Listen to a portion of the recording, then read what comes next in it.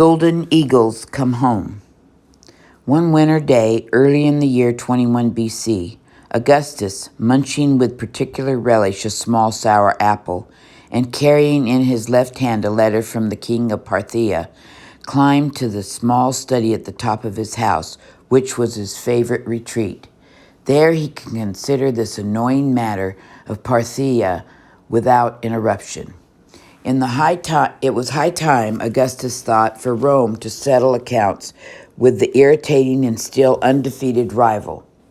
At the winter capital of Parthia, on the Tigris River, there were still Roman standards, golden eagles of Rome, which had been there on display for 30 years. In all those 30 years, to Rome's shame and humiliation, no general had been able to recapture them. Julius Caesar had been killed before his campaign against Parthia could be carried out. Antony's attempt had met with a miserable defeat. Now the king of Parthia, it seemed, did not intend to fulfill his latest agreement. Augustus reread his invasive letter. 9 years ago, on his return from Egypt as master of the Roman world, Augustus had brought home with him a young son of the Parthian king as a pledge of his father's good intentions. He had kept the boy in Rome for 6 years and then had sent him back to Parthia on condition that the king, his father, would send back the Roman standards. The handsome young Oriental prince had long since arrived in Parthia, but the golden eagles had not yet appeared in Rome. Instead, Augustus had received this letter in which the king suggested that ransom be paid for the return of the Roman prisoners who had also been held captive in Parthia. Augustus shoved the letter aside and scraped his small teeth thoughtfully along the core of his apple. Most people in Rome, he knew, expected him to take up the unfinished work of Caesar and Antony, undertake a campaign, annihilate Parthia, and push on the boundary of the Roman Empire to the border of India. But he himself had no such idea. He was a statesman, not a warrior. He preferred to accomplish his purpose by peaceful means if it were possible. In this case, Armenia, he believed, might prove the key to the situation. He drew towards him and bent over a map of the eastern part of the Roman world, sent him by one of the traveling geographers. There, with Armenia, like Syria, lying on the border between the empires of Rome and Parthia. Herod, whose kingdom included much of Syria, and whose 2 sons, by Miriam, were now also living in Rome, would remain a loyal subject. Augustus felt sure of that, but the king of Armenia was a slippery fellow, very likely to switch his allegiance to Parthia if it seemed to his advantage. Fortunately, he had been a bad king that the Armenians then themselves were dissatisfied and wanted a change of rulers. A brother of the king had been living in exile in Rome. The thing to do, Augustus decided, was to march into Armenia with his army and crown his brother king. That would show Parthia and other possible friends of Parthia that Rome meant its business, and that a promise made to Rome had better be kept. He would go east himself, Augustus thought, and take Tiberias. Tiberias could lead the army into Armenia.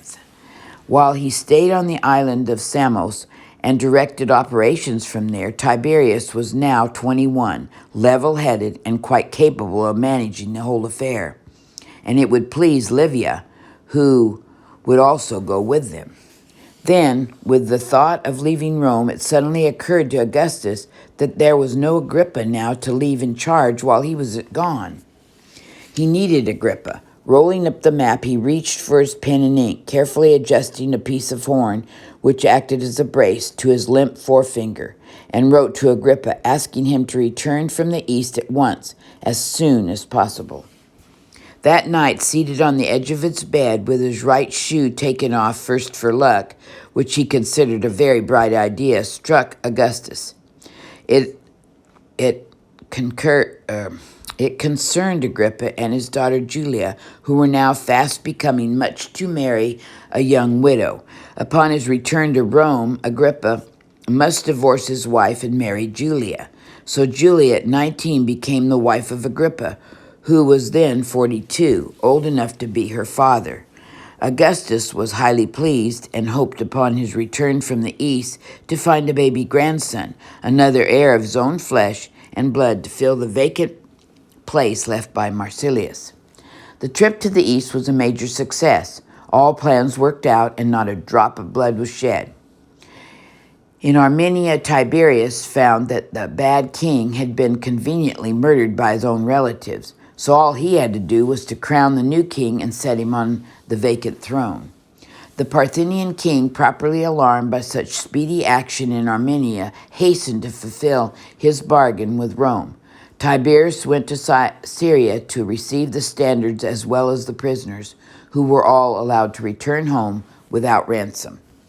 The winter spent on the island of Samos was most enjoyable.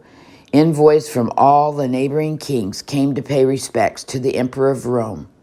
Even from faraway India came one delegation with friendly greetings to this powerful ruler of the West and bringing curious gifts, among them a tiger, an animal unknown to the Romans. In the summer of 19 BC, the imperial family were on their journey home. Stopping in Athens on the way, they found Virgil, still working on his poem. Since he was not feeling well, Augustus urged him to return with them to Rome. The poet only reached Brundisium. There, on September 22nd, Virgil died, after making a request which was not to be granted. His request was that the Aeneid, on which he had spent 11 years, should be destroyed and never published. The carrying of the standards into Rome was a signal for a great rejoicing. They were placed in the temple of Mars, the Avenger. Rome's shame and disgrace were now wiped out. The golden eagles had returned from Parthenia. Augustus also, to his great joy, saw his first grandson who, as he had hoped, had been born during his absence. This baby boy, the first son of Julius and Agrippa, was named I'm not real sure, Gaius.